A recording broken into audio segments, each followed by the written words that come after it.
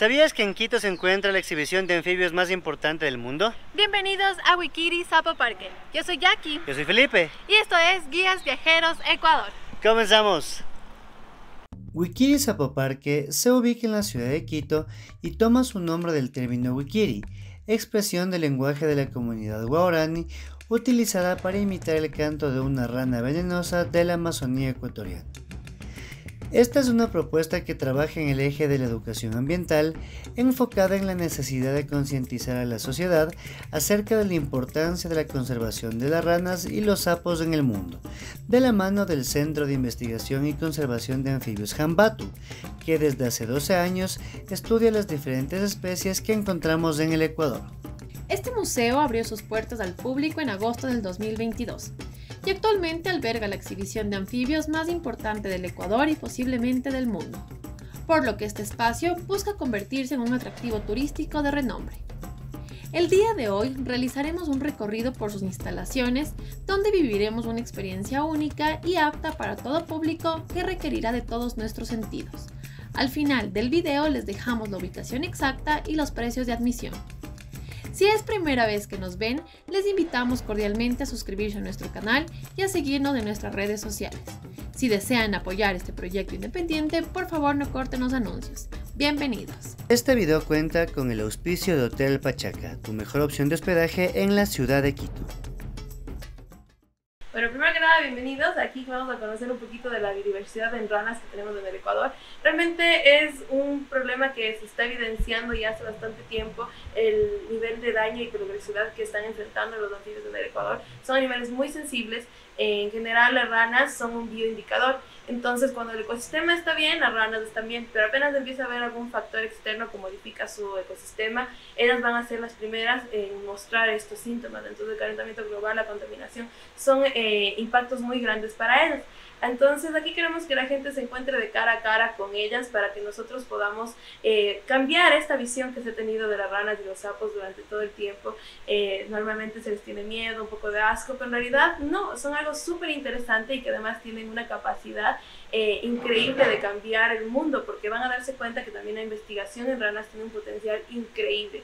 Iniciando el recorrido, observamos este primer terrario donde vamos a encontrar a las ranas arlequín limón o wampukrum, que en idioma shuar significa ranita colorida venenosa.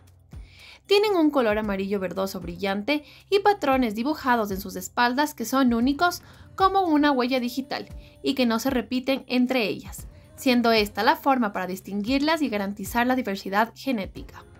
Estas ranas son originarias del cantón Limón Indaza de la quebrada de Napinasa en Morona, Santiago, y hay otras pocas poblaciones en el Perú. Se cuenta que antiguamente abundaba en esta quebrada, pero tras la llegada del ser humano para extracción de materiales quedaron prácticamente extintas.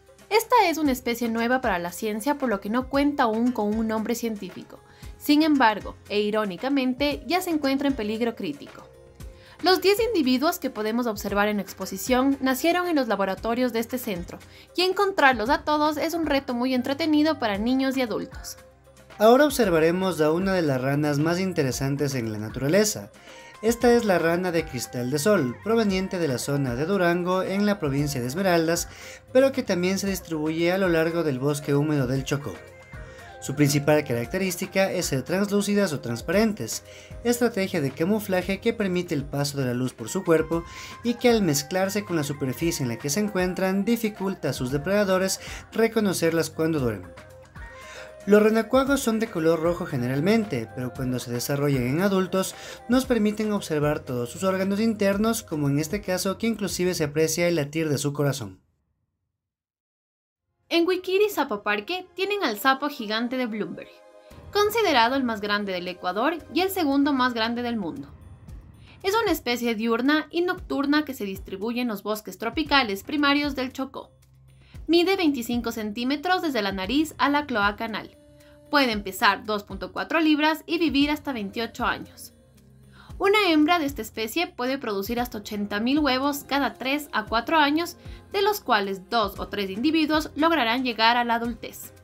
Los sapos gigantes de esta exposición fueron la primera especie que se reprodujo con técnicas in vitro en el centro Hambatu mediante investigaciones de reproducción asistida, lo que se considera como un hito mundial que implica una revolución en el uso de estas tecnologías que ayudará a salvar especies de anfibios de una inminente desaparición.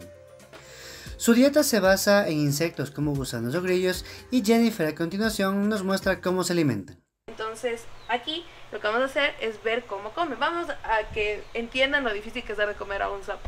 ¿Por qué? No es un perro, no es un gato, no les ponemos un plato de galletas y comen. Ellos necesitan ese movimiento para que el instinto de cazar llegue a ellos.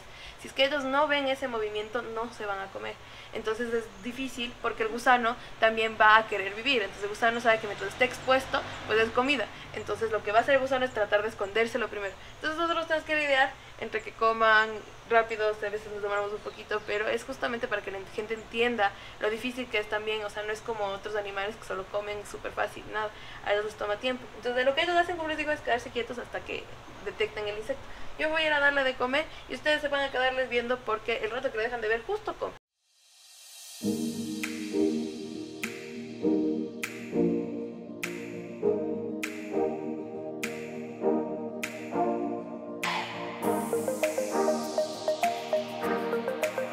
Uno de los aspectos más interesantes de las ranas y sapos es su ciclo de vida, por lo que ahora aprenderemos acerca de su reproducción y metamorfosis, haciendo énfasis en las ranas marsupiales. En este caso la radiografía que está ahí en cambio son de las ranitas marsupiales. Ellas cargan los huevos hasta que se forma el renacuajo en esta bolsita marsupial, que normalmente nosotros en marsupios pensamos en el canguro, pero ellos lo que hacen es tener la bolsita en la espalda y cargan unos 100, 130 huevitos, y cuando ya sienten que están listos los renacuajos buscan un charco y pasan. Ahora, ¿qué sucede? Esta especie pasa de ser una de las especies comunes de Quito y al momento creemos que tal vez para el 2030 va a estar extinta. Entonces, ¿por qué? Porque ya no hay charcos. Entonces, cada vez menos charcos, cada vez más químicos que se utilizan, entonces no hay espacio para que se reproduzcan, no hay reproducción, no hay ranas. Justo aquí en la punta de la cloaca se le ve lo que es un pliegue como un pupo o un ombligo, entonces esa es la bolsita marsupial. Cuando ella va a poner los huevos, se junta con el macho se trepa en su espalda, quedan abrazados. Entonces, por eso normalmente la hembra es un poco más grande que el macho. Entonces se quedan abrazados hasta que ella va soltando los huevos y el macho va fertilizando, es fertilización externa. Entonces ellos lo que van a hacer es poner sus huevos. En algunos casos ya ahí queda el cuidado parental, pero como ellas son marsupiales, el macho se queda ahí y le ayuda a guardar los huevos fertilizados de nuevo en esta fundita. Entonces ella saca los huevos y él ayuda luego a regresar los huevos a esta bolsita, y entonces en esa bolsita se quedan unos 2 meses y medio hasta que ya están formados los renacuajos, y ahí ella va a buscar un charco y los libera. Entonces tenemos renacuajos en diferentes estadios, algunos que están todavía como solo una bolita con cola, entonces están recién empezando su desarrollo, y algunos que ya se les va viendo las patitas traseras, los que ya empiezan a tener el cuerpo de rana. Entonces cuando son acuáticos, pues son herbívoros, están comiendo las algas, y luego poco a poco sus órganos también están desarrollando, entonces ya van a poder ir saliendo hacia la superficie cuando están listos con 4 patas y cola, empiezan a probar lo que es respirar el oxígeno y naturalmente ellos van saliendo. Entonces, en este caso, estas son Gastrotecas riobambe, conocidos como guaratacos o rana marsupial andina, y a ellos aquí lo que hacemos luego es ayudarles a que pasen a otro contenedor donde reabsorben la cola finalmente, y luego a estos los liberamos. Esto es un proceso de refaunación natural porque ellas son de esta zona. Entonces la idea es que simplemente vayan recuperando la población y nosotros ayudarles a reproducirse, y pues en ese proceso que la gente también les pueda ir conociendo. Este mapa del Ecuador tiene palabras que significan todas exactamente lo mismo, y es renacuajo. Entonces aquí en Quito, Wiji Wiji es la más común que nosotros usamos, y a veces pensamos que es la única forma de decir renacuajo aquí en el Ecuador, porque de hecho renacuajo no usamos, aunque es la forma correcta en el español. Solo bajando por la serranía, Villico, Wiji Wiji, Pimbalú, Timbul, Urtio, Sushi o Jimbirico, son diferentes formas de utilizar nuestra cultura para juntarla con la parte de la naturaleza. O sea, tenemos este contacto con los renacuajos antes súper seguido, entonces los niños salían a jugar a cualquier lado y encontraban renacuajos. Entonces el Wiji Wiji era algo de todos los días. Pero ¿qué pasa? No solo estamos perdiendo los renacuajos, sino que también estamos perdiendo nuestra cultura con esto. Porque al momento que dejamos de tener este contacto, dejamos de usar estas palabras, entonces ahora un niño escucha Wiji Wiji y no sabe de qué es. Entonces estamos perdiendo también parte de nuestra cultura. Y entonces, por ejemplo, en la costa, Nanal, Dodo, Cagusarapo, o en el oriente, Tufe, Ruso, Paica, Culo y Huampuc. Estamos al momento con 22 palabras, pero queremos saber más porque nos han comentado que hay otras formas. Entonces, si es que alguien más sabe, incluso queremos ir aumentando para completar este mapa en algún momento y poder tener todas las palabras que hacemos nosotros para referirnos para los granacojos. Una de las actividades propuestas por Wikiri Zapoparque es identificar a las ranas por medio de su canto, para de esta manera conocerlas y valorarlas. La más común es este de acá. Cuico. Y esos son los que aún en Quito podemos escuchar todo el tiempo. Ustedes tal vez lo han escuchado recientemente con la lluvia. El gualataco que acabamos de conocer canta así en cambio.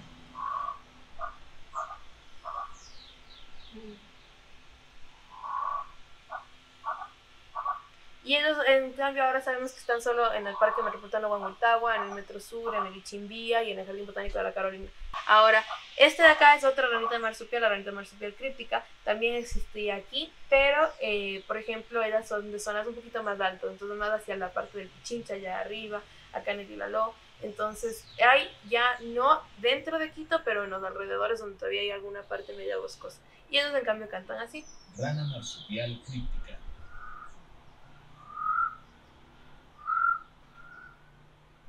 Ahora, las tres de abajo son las que no tienen tanta suerte como las de arriba, que de alguna forma han tenido una distribución más amplia. Esta de aquí es la ranita cohete, y la última vez que la vimos fue en el 2012. Aquí en el laboratorio no la tenemos porque desafortunadamente estaban ya en un punto muy vulnerable y no se adaptaron al laboratorio. Y desde ahí no se les ha vuelto a ver. Entonces, si no está extinta ya, va a estarlo pronto. Entonces ya no se les ha vuelto a ver. Y ellas, en cambio, cantan así. Rana cohete de Quito. Son pájaros. Parece un pájaro. Ahora, teníamos una ranita de cristal también aquí en Quito. Era un poquito más grande, un tono de verde diferente. Recuerden que la que vimos allá es la más transparente de la naturaleza. Entonces, esta es un poquito más como gelatinosa, como gomita. No se le ve tan claramente, aunque sí se podía notar la translucidez de su piel. Y en cambio, escuchen cómo cantan ellos. Rana de cristal altondina de bucle.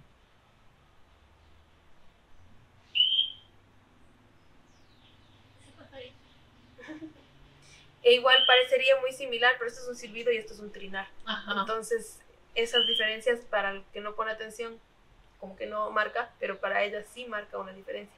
Ahora, finalmente, y aquí el primer acercamiento que tenemos al jambato. Jambato tiene una carita preciosa, como me ven ahí, era de los más comunes y como les contaba, pues llegó al punto de estar extinto por 28 años. Entonces lo hemos recuperado y por eso más adelante tenemos el terrorio de jambato para que ahí se escuchen toda la historia completa. Pero lo que queremos aquí es que la gente entienda cómo cantaba el jambato y que sepan que todas estas juntas nos daban una sinfonía y que las perdimos. Entonces escuchen cómo canta el jambato en cambio. Jambato.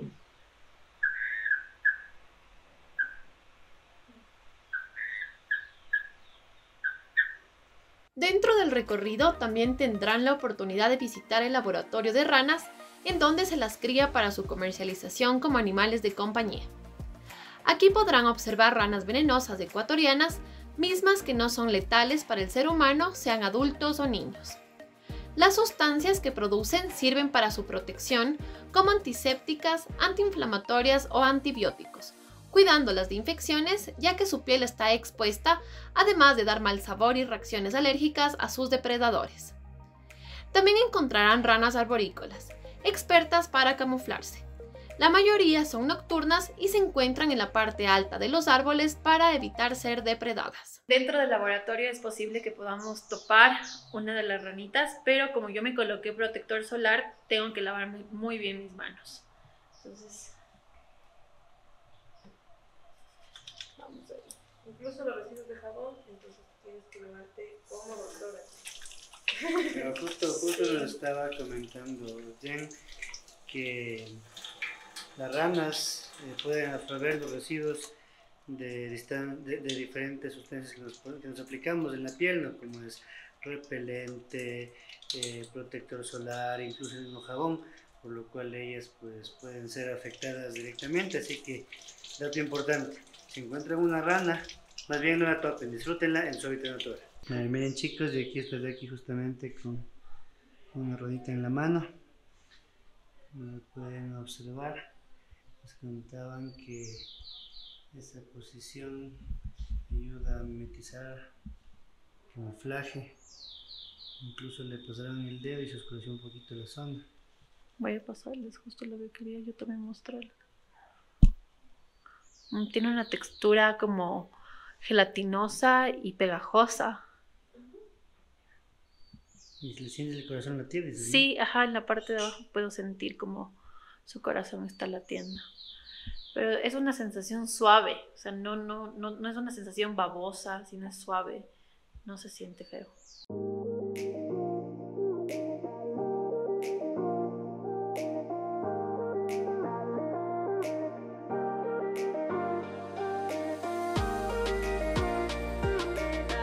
Queremos recalcar que lo mostrado en el video es un pequeño resumen comparado a todo lo que van a aprender acerca de estos impresionantes animales, siendo el más importante la rana jambatu, por lo que existe un laboratorio destinado solo al estudio de esta especie que se creía extinta. A continuación, Isabel nos cuenta más acerca de la recuperación de esta rana. Este terrario que están viendo aquí intenta simular lo que es vegetación andina y de páramo, porque en lugares parecidos a estos habitaba el jambato.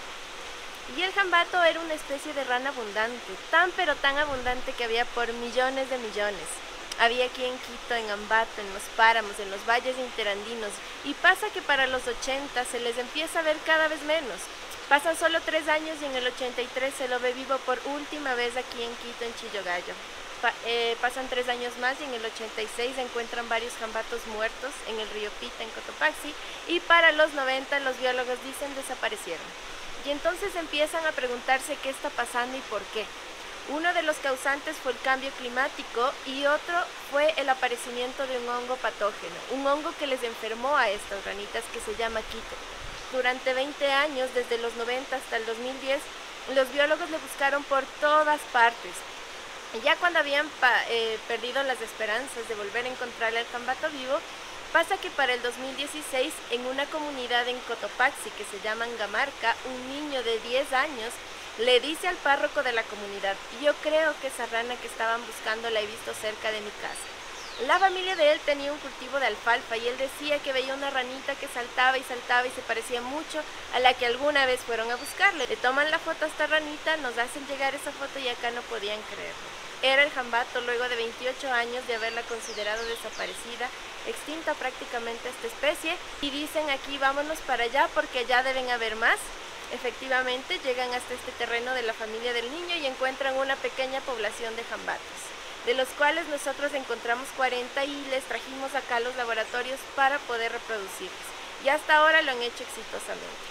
Y este terrario que ustedes están viendo aquí es un terrario de preadaptación.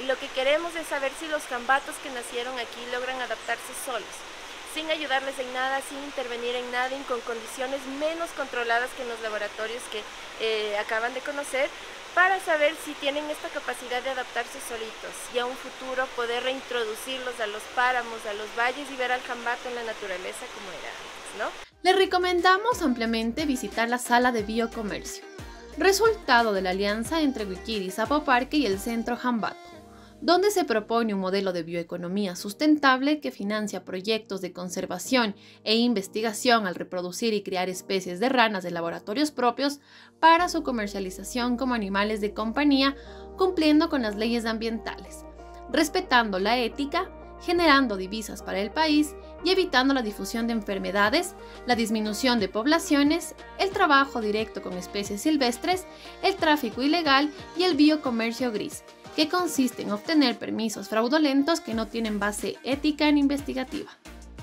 Aquí también podrán visitar la tienda de recuerdos que apoyan a la conservación e investigación de anfibios en Ecuador.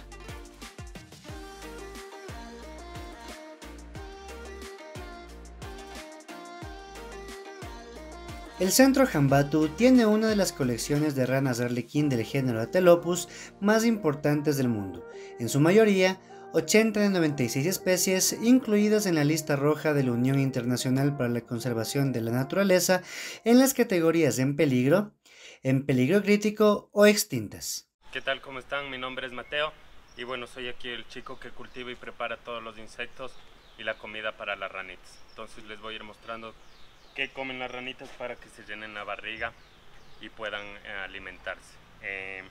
Antes de comenzar, quiero que sepan que cuando damos de alimentar a las ranitas tenemos dos problemas. El primero es que las ranitas no tienen dientes, entonces no pueden masticar su alimento. ¿Qué es lo que hacen y qué es lo que se puede ver aquí en el tour? Sacan la lengua, ¿no es cierto? Y se tragan directamente el alimento. Entonces el alimento tiene que ser del tamaño preciso para que pase por la garganta y no se atore. Y el segundo problema es que las ranitas no tienen este instinto de alimentarse o no les da hambre, por así decirlo, si es que no ven que su comida se mueve. Entonces tenemos básicamente 4 diferentes animalitos o bichitos para darles de comer a las ranas más pequeñas. Entonces el primero que les muestro son estos bichitos blancos que se logran ver ahí en la hoja o en el fondo, ¿no es cierto? Que se mueven, ¿no es cierto? Y están vivos. Estos bichitos se llaman colémbolas, por lo general se encuentran alimentándose de todo lo que está en descomposición. Después tenemos estos otros bichitos que se llaman ácaros, son ácaros vegetarianos, igual que las colémbolas, solo se alimentan de cosas en descomposición. Entonces sí son súper chiquitos, hay que hacer un esfuerzo para verles. Y después finalmente tenemos a las arañitas recién nacidas que están en estos vasitos. Ahora les abro para que vean que sí están vivas y que sí se mueven.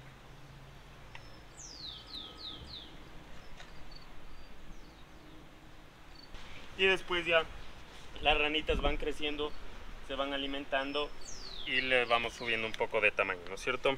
La comida. Entonces los primeros que tenemos y que les muestro son las moscas de la fruta. Después también tenemos el gorgojo del mote. Entonces bueno, aquí está este mote infectado. Les muestro a las cucarachas. Estas son las cucarachas de la casa. Se llaman Bláptica dubia. Son cucarachas de la Amazonía. Entonces, antes de que se vayan y sabiendo que las ranitas están súper bien alimentadas, les ofrezco que se vuelvan ustedes los comensales de la tarde y prueben estos gusanitos. Son las zofobas. Están asados en el sartén sin aceite, sin sal. Y esto ahí para que se vea bonito. Y pueden probarlos. Son productos de consumo inmediato, entonces están hechos hoy en la mañana. Tienen que consumirse máximo en 24 horas. Vamos a probarle pues. Buen provecho. Entonces esta es la comida del presente y del futuro. Qué rico. Esto sabe como a maíz, no sé. Sí, Sabe a haba. Exacto. Ese es el sabor. Sabe a haba, tal cual. Sabe a haba tostada. Haba, Muy rico. haba, ajá, como un snack. Muy rico, muy rico.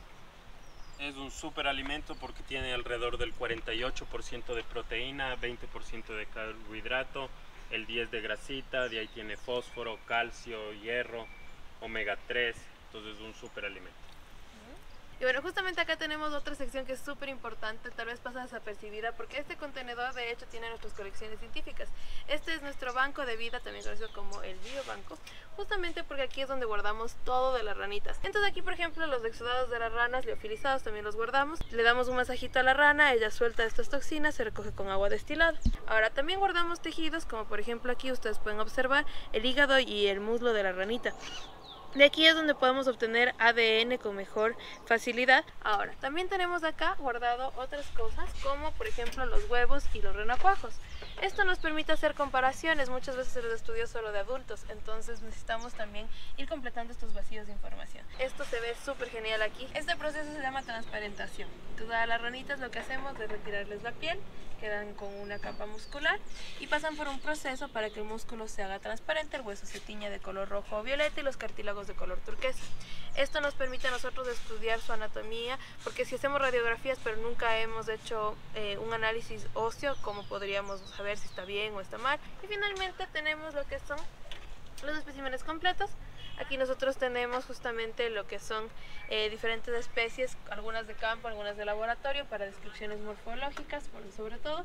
Así podemos ver, por ejemplo, diferencias entre macho y hembra, si es que son visuales, que hay este dimorfismo sexual, si es que tienen algunas características de la piel y demás, evitando que mueran más ranas de las necesarias. ¿Por qué? Porque ni siquiera en nombre de la ciencia queremos que se siga depredando los bosques. Entonces, pues también es parte del proceso de la conservación que se hace aquí.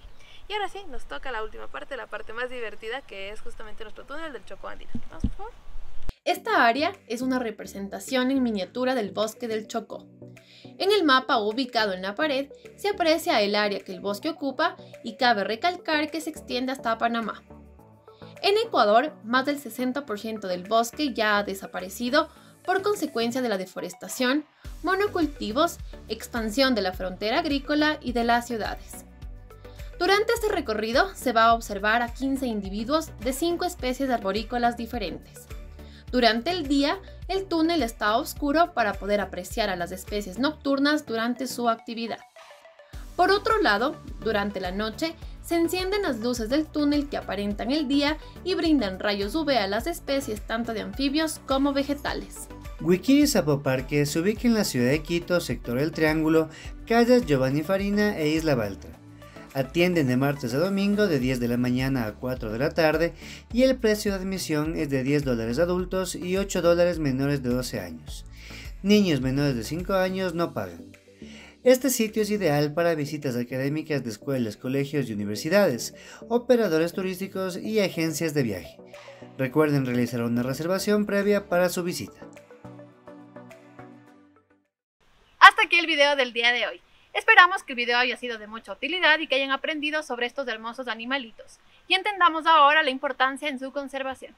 Los esperamos aquí en Guiquiri Zapoparque, estamos de martes a domingo de 10 de la mañana a 4 de la tarde. Queremos ser un nuevo atractivo turístico para Quito, los valles y el Ecuador, así que pueden dejar su reserva en el número que les dejamos en la descripción.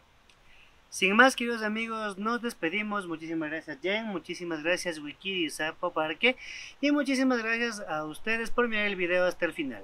No olviden suscribirse al canal, dejar su like y compartir con sus amigos. Recuerden que con Guías Viajeros de Ecuador conocerán el Ecuador real. Hasta la próxima. Chao.